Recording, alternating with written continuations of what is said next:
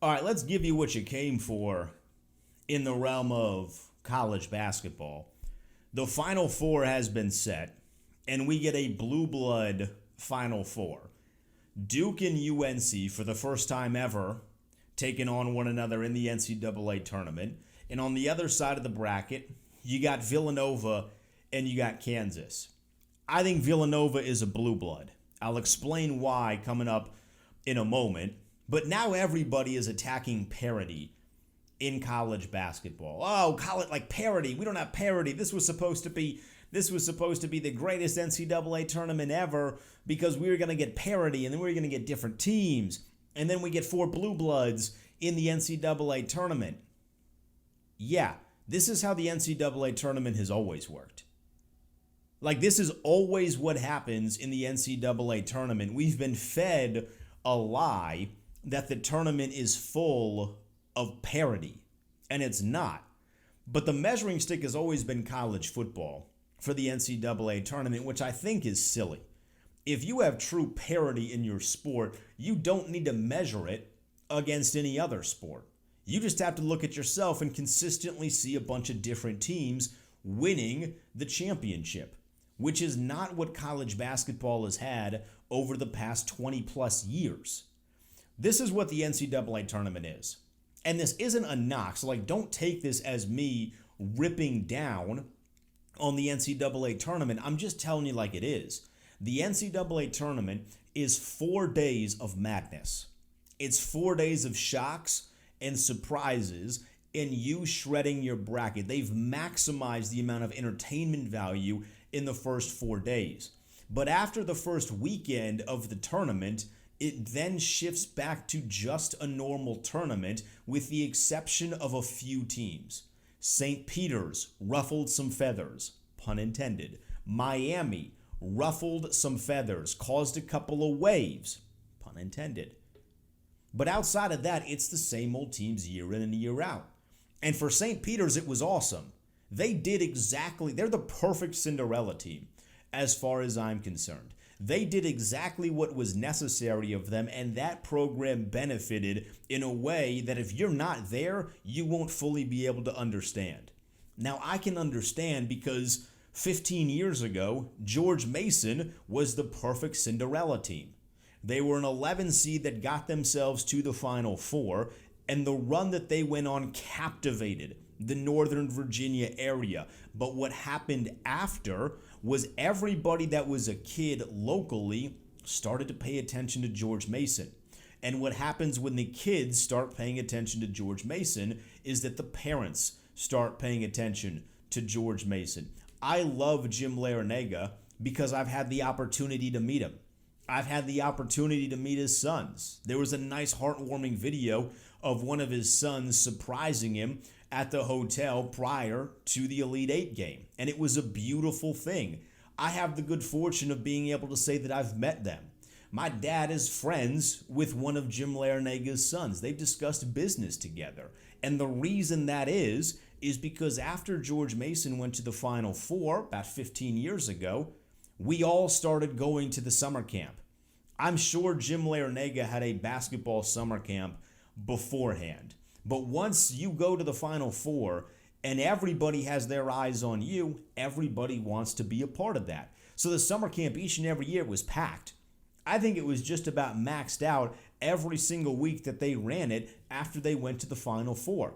My dad, my brother, and I would go to father-son camps, which is a Saturday and a Sunday, maybe a bit on Friday, I don't really remember. But it's a Saturday and a Sunday for sure, where you're spending time, you're doing some games, you're working on techniques. It's a great bonding for the fathers and the sons, and you're doing it all with Larrañaga, who was there, by the way. It's not like he didn't show up to his own camp. He was there every single day that I remember being there when I went to his camps.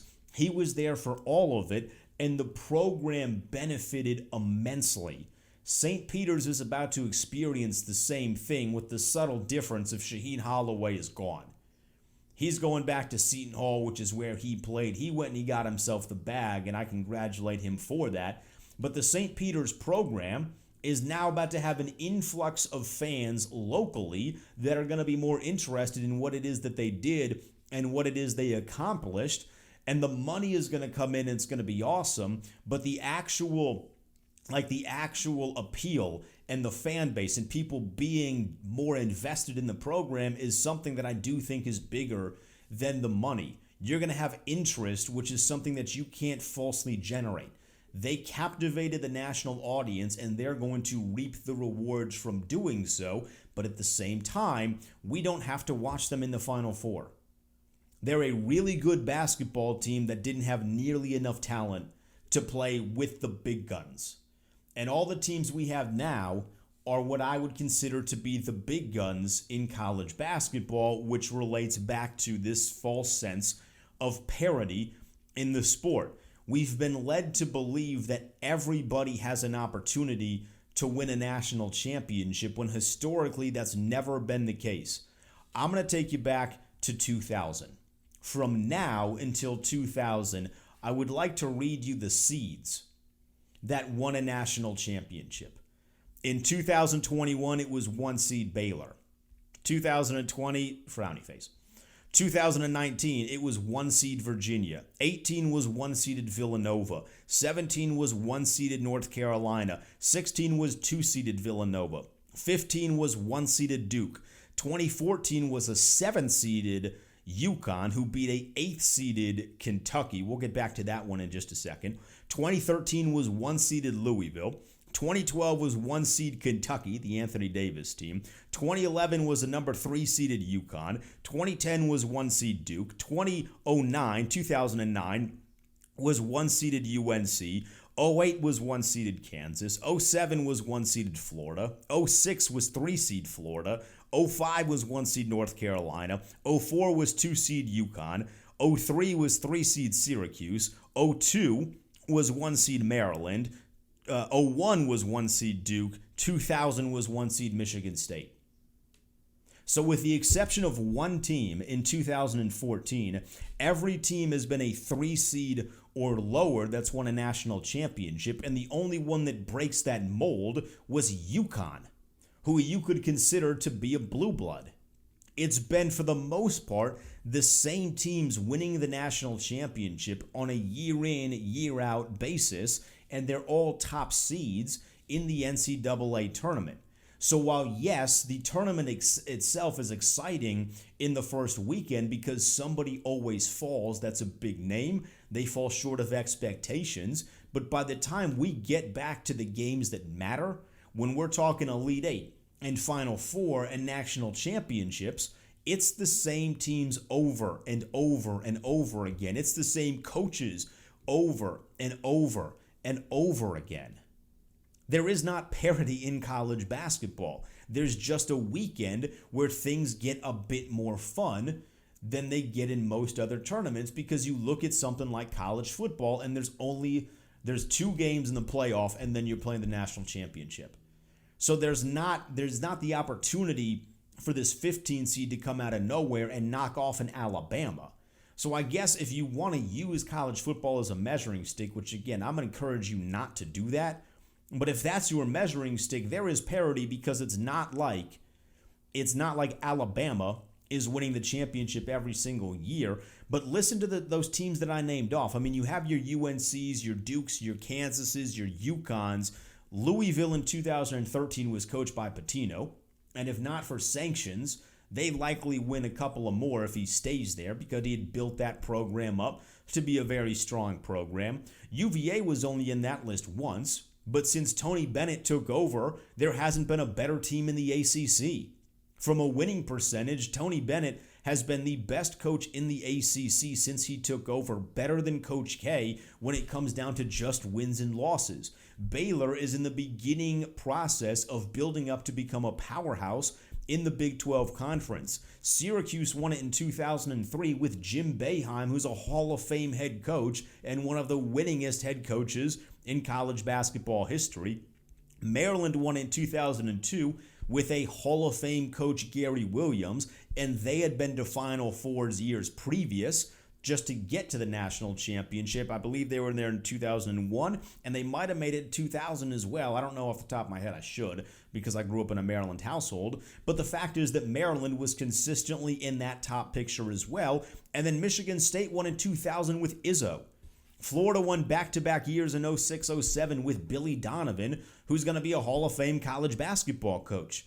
Do you see the point that I'm making? The only coach that won that's not a surefire Hall of Famer is Kevin Ollie at UConn in 2014. That was the Shabazz Napier game.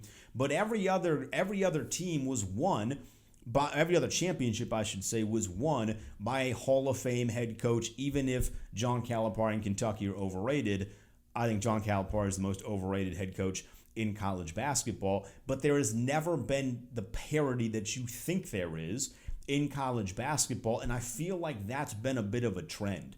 Everybody is always searching for parity in sports when you come to find out the big dogs are always going to eat.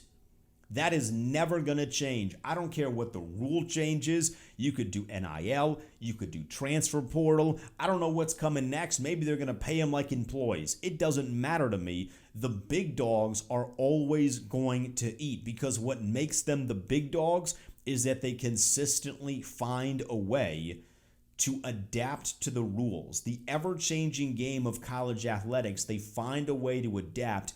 And when they don't, you have a situation like Roy Williams, who says, I don't want to deal with this anymore. I'm going to pass the torch to Hubert Davis. Hubert Davis is going to get absolutely dragged through the mud for the first 3 months of his tenure at UNC. And then by the time we get to the most important part of the season, he has his team playing good enough to get to the Final Four. You could argue nobody's played better than UNC in college basketball over the final month. And that's why he ended up getting emotional.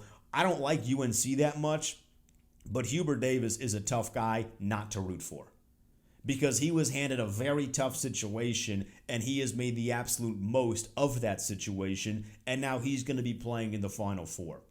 There's something else I do want to debunk when it comes to college athletics, and that's Villanova. Because I've seen some people across social media say that the Final Four has 3 blue bloods. No. The Final Four has 4 blue bloods. Villanova, to me, has played itself into a blue blood. And I guess the definition of blue blood seems to be all over the place. Like, I don't know if there's an ironclad definition. This is what a blue blood is. This is not what a blue blood is. But the definition in my mind is a team that has a history of sustained success over an elongated period of time. Since 2016, Villanova has been to 3 Final Fours. That to me seems like a sustained period of success over an elongated period of time, because it's not the same guys. I think that's what really defines a blue blood, is a program's ability to have success while consistently cycling through the players in their program. That's what college basketball really is. It's a constant state of rebuild every 1 to 2 to 3 years. And Jay Wright in Villanova has proven that he can rebuild his program. He's not getting the recruits that a team like Duke or UNC or Kansas are going to get. Villanova doesn't have that constant influx of 5-star talent, and I would argue that makes them even more of a blue blood, because they're maximizing the talent that they get. I think Jay Wright is the best active coach in college basketball. Coach K is the greatest of all time, but Coach K is dripping with 5 stars at Duke. Jay Wright doesn't have that luxury. They're much more, I look at Villanova as much more of like a gritty team. You know, they're in Philadelphia, and maybe it's unfair of me to slap what I view as Philadelphia onto Villanova. I don't know how much Villanova claims Philly and how much Philly fans claim Villanova like that. But I look at Villanova as a much grittier team, and I look at Jay Wright as a much grittier coach, because he takes the oftentimes the island of misfit toy guys, the 4 stars and the 3 stars that aren't getting heavily looked at by these major Power 5 squads, and he develops them into guys that play winning basketball. If you look at the talent discrepancy between Villanova and the other 3 teams, they have no right being here. They have absolutely zero reason to be playing where they're playing, but it's Jay Wright as a coach getting the best out of his players, and he's done so for nearly a decade. Nearly a decade. That seems like a long enough time to say that's a blue blood squad. That's a blue blood program. I mean, think of this.